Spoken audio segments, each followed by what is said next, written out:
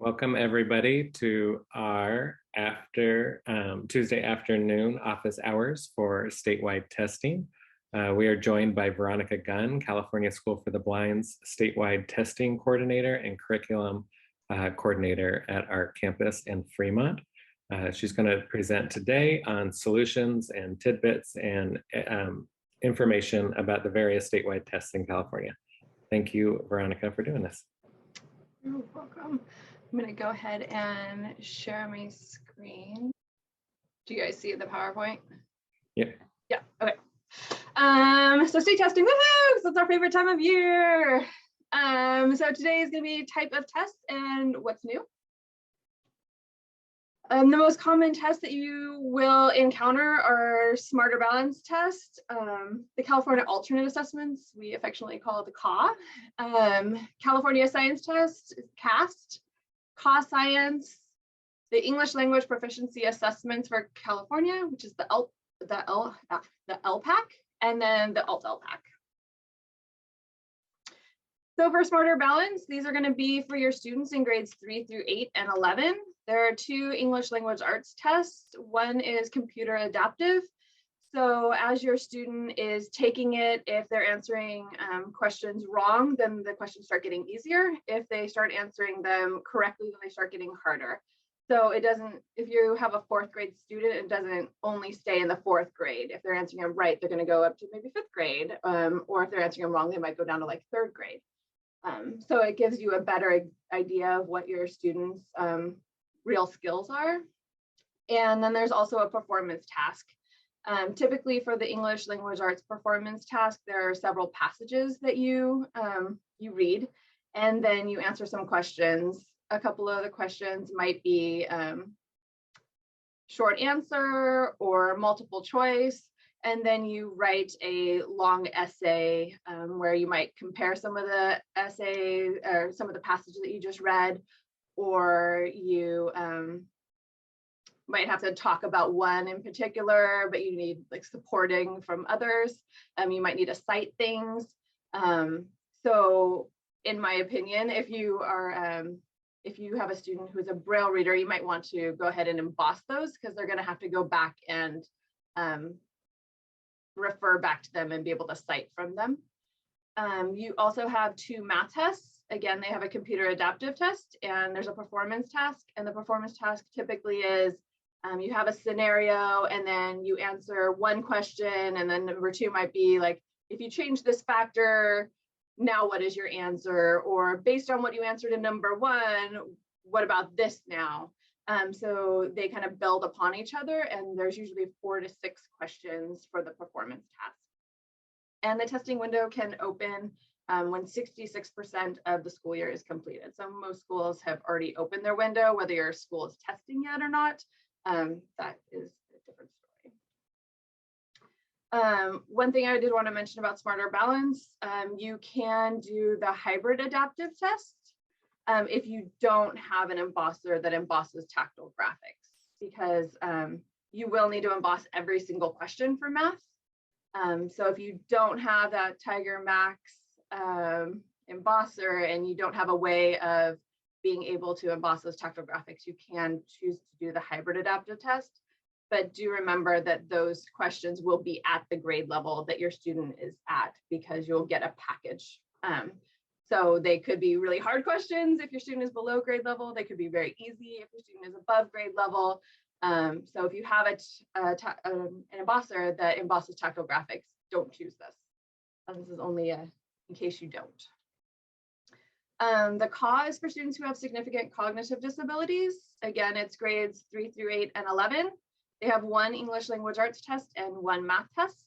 And I'll give you guys access to the slideshow. So I've added a bunch of links in here so you can get more information. There are no Braille files at all for the CAA.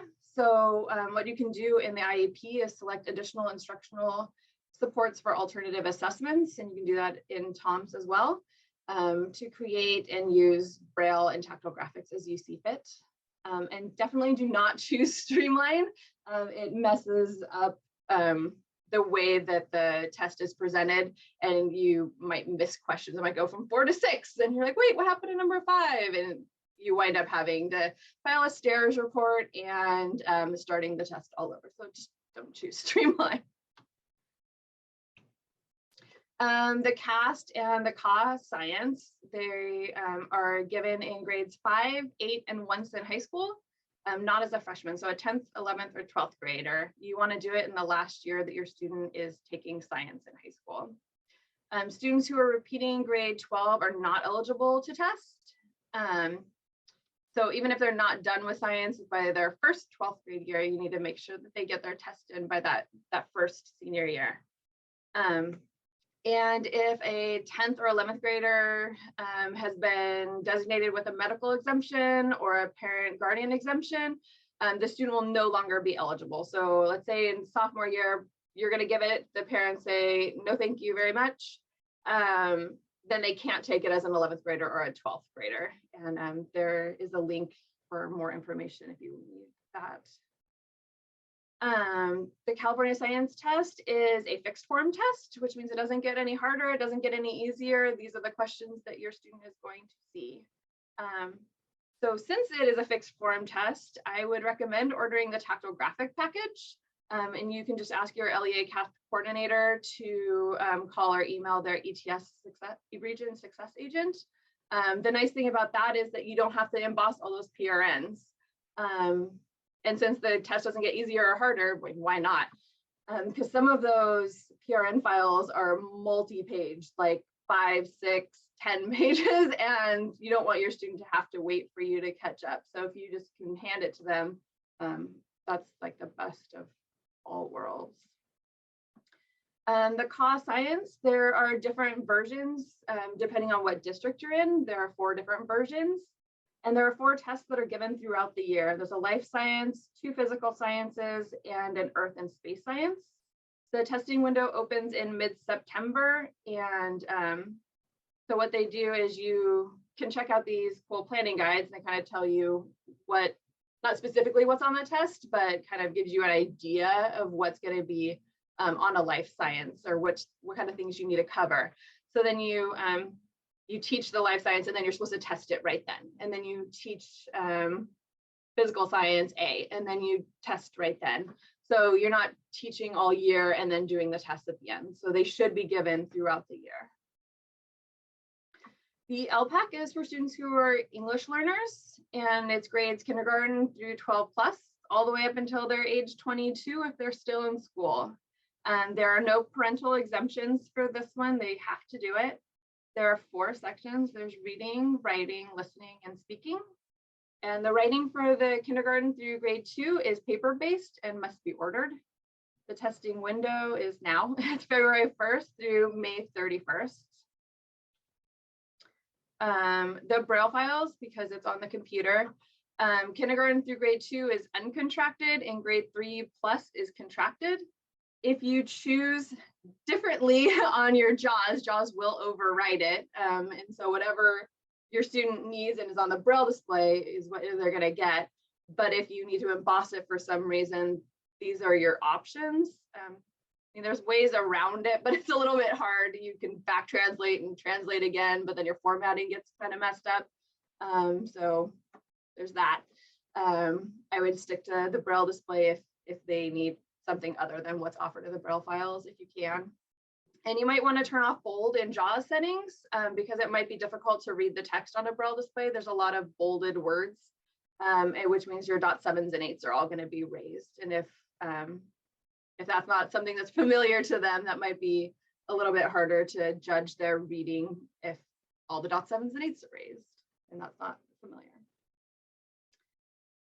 The reading section should be mute system volume read items only. You may not read the reading section aloud to the student.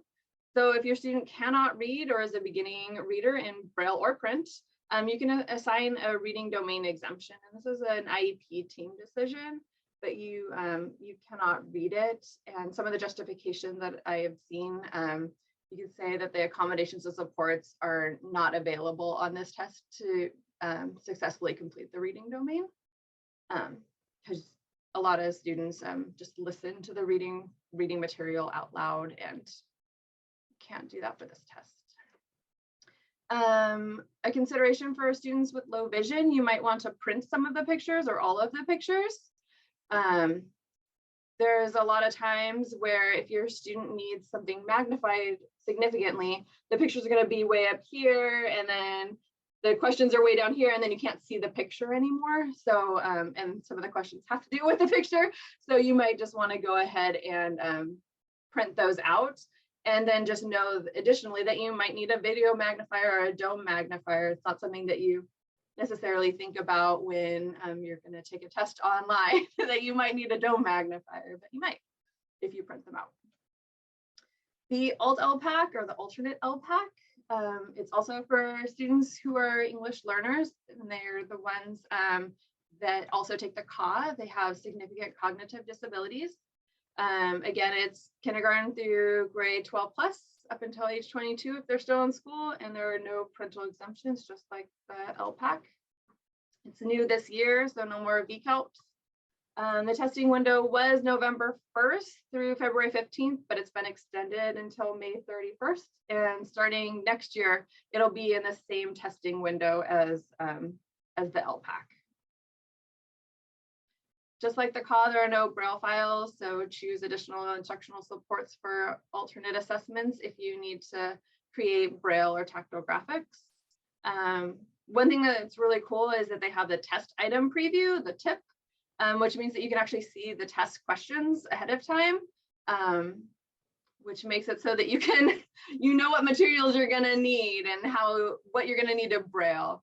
The CAA doesn't have that yet. Hopefully it will get there, because it's hard when you don't know what the questions are, so that you can adapt them accordingly. And again, don't choose Streamline. So what's new? There's an updated blueprint for the estimated testing time. It's been adjusted just like last year. But if you didn't test last year, the computer adaptive parts have been cut in half. So if there were 36 questions, there are only 18. They decided to keep that again this year. And again, you'll be able to click on the link yourself once you have access to the slideshow. The enlarged mouse pointers need to be chosen in TOMS. They're locked on the day of the test. It used to be that if you wanted an extra large black pointer, you didn't necessarily have to choose that in TOMS. It was something that you could choose the day of, and that's no longer an option. It needs to be chosen in TOMS. Remote testing, we can't do it because the accommodations and supports needed for remote testing, or we just don't have them. Like, we can't emboss if they're remote. If they need print on demand, we can't send them that paper file. So it needs to be in person. The accommodations and supports that our students need to be in person for those two specific things, among other things. And then the alternate LPAC is new this year. We've already talked about it.